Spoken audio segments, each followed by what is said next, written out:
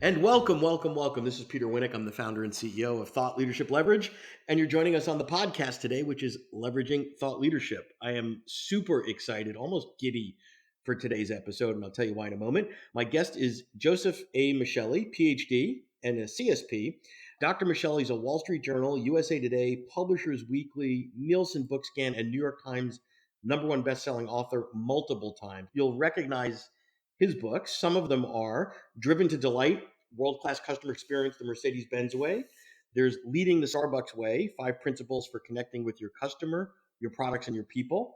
There's the Zappos Experience. I just finished reading the most recent book called The Airbnb Way. And then there's also the Ritz-Carlton book, The New Gold Standard. So, I mean, I don't think there's anybody out there with more expertise in customer experience. And it's super fun for me when I get to talk to someone whose work I really just love and adore from afar for a long, long time. So I'm a little giddy today, Joesph. So thank you for joining us. Well, normally we say all kinds of great things about our hosts, and sometimes you have to make it up. But for you, it's so easy for me because I have been reading your newsletter forever. We've known each other for a long time. So this is truly an honor, and I could not be more respectful to the host. So let's do it. Well, so I think we're going to end there, and it'll be the shortest episode ever. No, I'm kidding. So let's just dive in. So you have written at least 7 or 8 books that I know of. You've been a professional speaker for a long, long time. You're CSP certified, which to my speaker friends out there know what that means. It's the sort of the highest level certification the NSA gives. But let's start with, given that you've got the same content expertise on the customer experience, and then you dive deep, you sort of embed yourself into one of these amazing brands, and out comes a book in news speaking. So what's your process? How do you go about sort of creating all this cool stuff? Yeah, so I think my model is to be first a consultant, right? So I'm in companies trying to help them improve their customer experience day in, day out. And then I want to take what I do in that consulting space and find my prime clients that people would be interested in learning about their journey and share that through books. So, Mercedes is a pretty good example. Worked with them for multiple years, trying to help them go from 22nd in the JD Power to #1 in the JD Power on customer satisfaction. And while going through that journey, I'm working with the CEO and I'm saying, hey, someday there's a story to be told here. How Sure. about we think about signing a collaboration agreement, and then I'll sign a publishing agreement with my publisher, and we'll put it out there X number of years down the road. And so that's the model I use. And then based on that, I try to get speaking engagements, and then speaking engagements avail me opportunities to try to help those clients think about bringing me in as a consultant, and the circle goes on. So when you're selecting the brands to write about, I mean, one of the things that comes to my mind is I look at all the books that you wrote, the brands that I have some familiarity with, right? And it doesn't necessarily mean they're the biggest brands in the world, but you're not writing about, Procter and Gamble. You're not writing about B2B technology, so Oracle, Cisco. They tend to be brands that the average individual can either have a relationship with, or be that real or aspirational, or et cetera. Is that part of the model as well? Yeah, I think my model is pretty much this. They have to be a global Yes. brand. So we're going to think about selling translations beyond the English version. So it's got to be a global brand. It's got to treat its customers well, and it's got to treat its employees well. And if you do those things, I'm normally good, though I'm always looking for a slightly different take. So Zappos is going to be online retail. Airbnb is going to be a marketplace that really has very little brick and mortar. And then there are going to be variations. I think of brands that, we think of brands like Starbucks as a pure customer play, but they are very big B2B plays. There's a lot of companies that buys Starbucks and corporate Yep. buys, and the same is true with Yep. Mercedes. They have, many fleet relationships. So I like to have brands that are both B2B and B2C. Though, I'd take on a global brand that treats its employees well and has great B2B experiences for a future book if the topic comes up. Very cool. So, I mean, your model is quite different in that, I mean, it's a high bar. So there's the select criteria on the type of brands you'll write about. Then you serve as their consultant, right? So the client has to agree up front, and maybe some wouldn't, et cetera, that one of the outcomes of this engagement of our working together is not just that I'm going to make your company better, but we're going to produce a cool book, which is a benefit to them. So how does that, how do clients react to that? Well, and I don't hit every company up to Sure. say when I'm consulting with them, you might be the subject of a book, and will you agree upon that, a priori. What I frequently do is, I think most people now, at least now in my career, they know there's a possibility that if we really turn this around and if we're interesting enough, Michelli might write a book about us. So, I mean, I think they always see that as a potential value up. I mean, it's clearly there are consulting clients to me that, from our initial call will say things like, we hope that our partnership together will result in a book someday. And my normal answer is, I hope so too. I mean, I hope we do great work and that we tell a compelling story and that people would be interested in it, but there's no promises going in on the front end. And they also aren't encumbered by the fear that we're going to, do a tell all book about our journey, good, bad, or otherwise. So I think it's really been one of those things where so many brands I work for that I never write a book about, but there are those select few that really make for great books. So what I was saying is, so you start as a consultant, which in many instances are multi-year relationships, so you can monitor the outcomes and the benefits and the impact of your work, right? And then a story has to be put together in a way that makes a great book. That's not easy, right? Nobody wants a story of just data of the NPS score went from A to B. Thank you very much, right?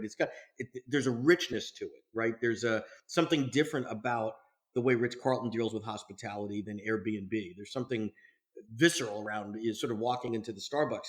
So you got to create the book, then you got to create the speech. Most people on the speaking side sort of start with a speech to maybe experiment about what a market would like, or you speaking to find consulting gigs. So what's the ideal entry point in this cycle for you for a client? Because it seems like you have a different sort of model, if you will. Yeah, I think for me, frequently what we see is people have read the Yep. book. So let's take the Mercedes book. A number of my clients read the book and said, "We want to be the Mercedes of our industry, or we want to do that kind of transformation because we're really product oriented right now, and we know we're not going to be able to compete on product alone. So can you help us do it?" And that could be in a different industry, I imagine. So it's not that BMW. Oh, Okay. So absolutely. it's not BMW calling Yeah, and no, saying, "Give me but the secrets that you did for our friends across the street."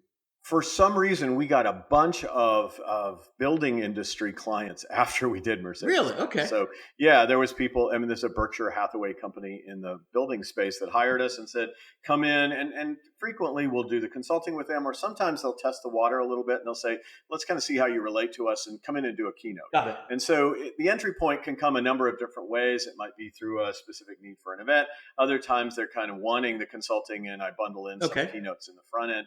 But the bottom line is we kind of get in there, and then as we're doing it, it's not unusual for me to say, I really like to use some of the stuff we're doing in some of the speeches I'm doing right now.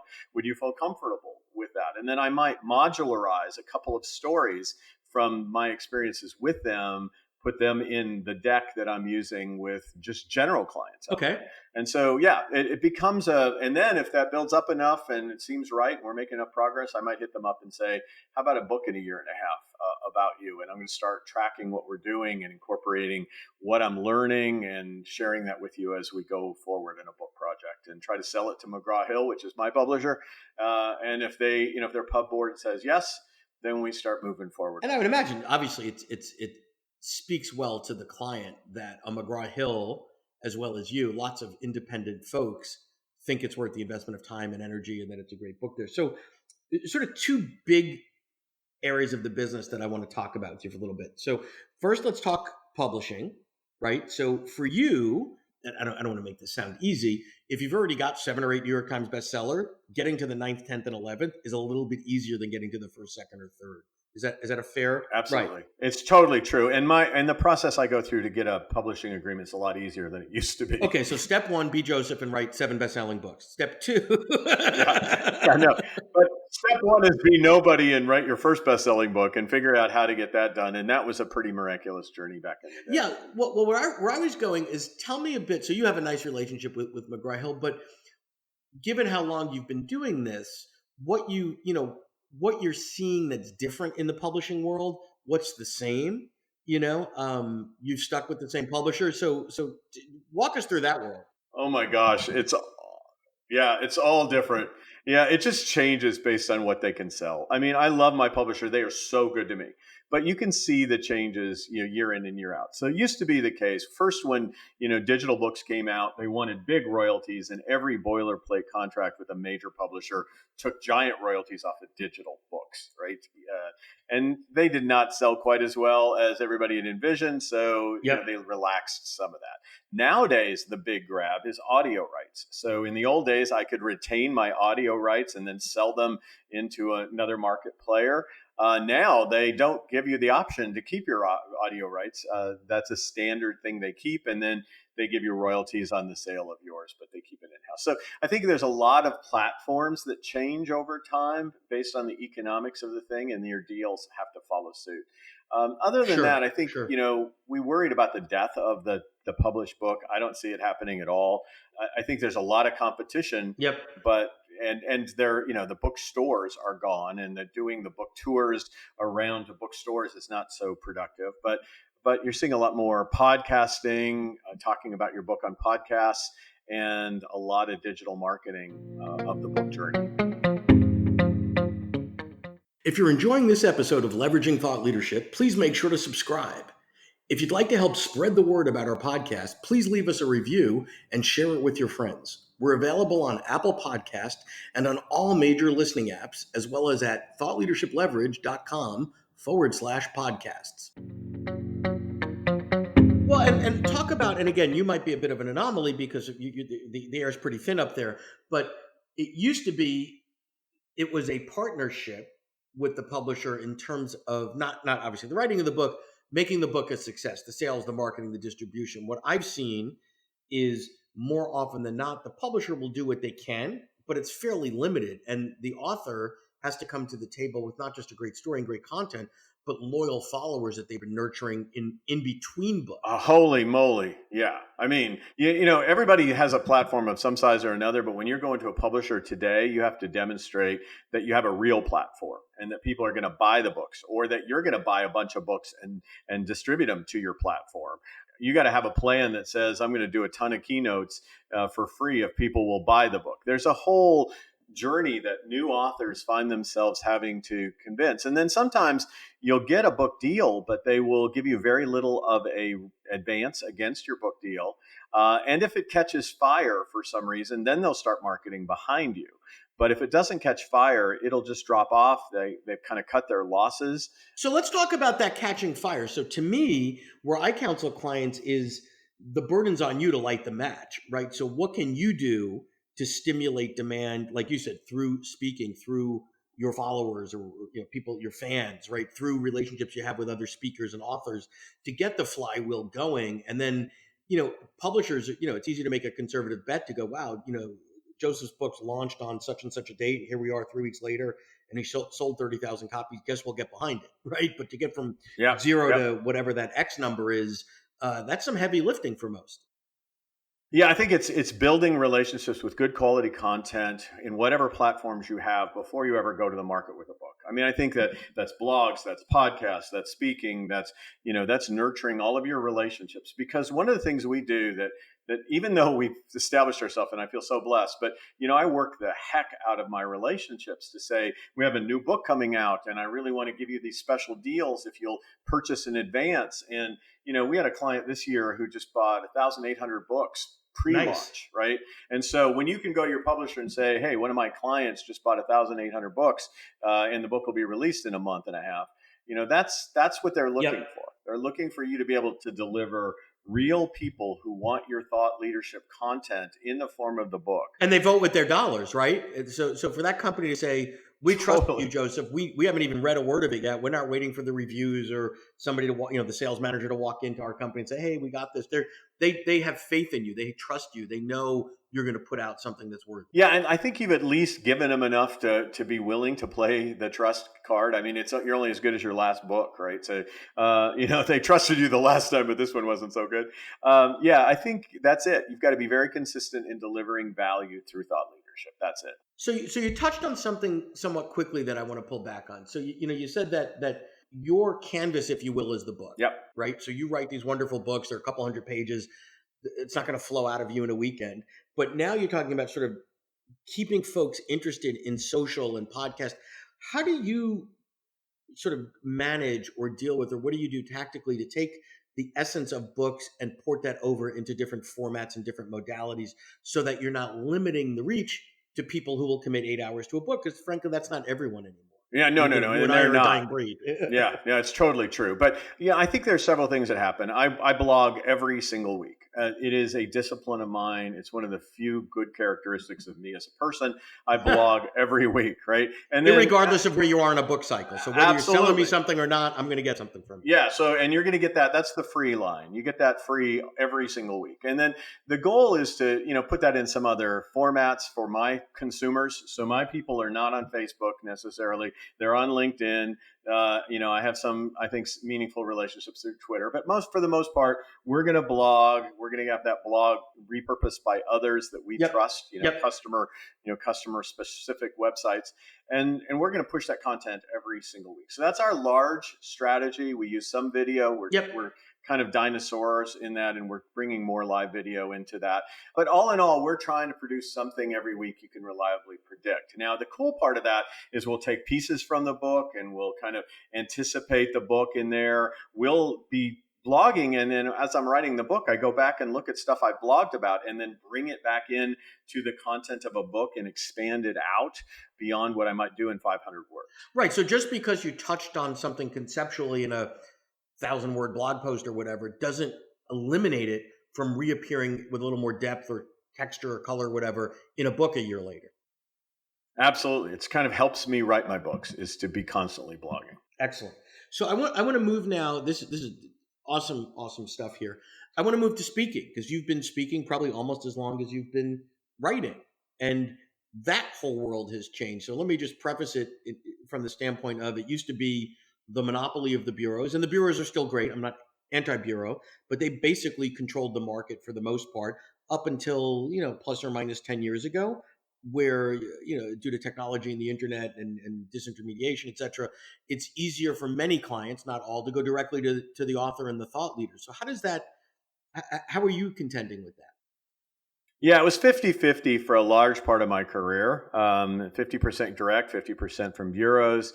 Bureaus loved it if you could not only hit a home run, but you could position them to get repeat business from a specific event. They really wanted to put you out there because you were not just fulfilling customer needs, you were a revenue generator to create new pathways into businesses for them.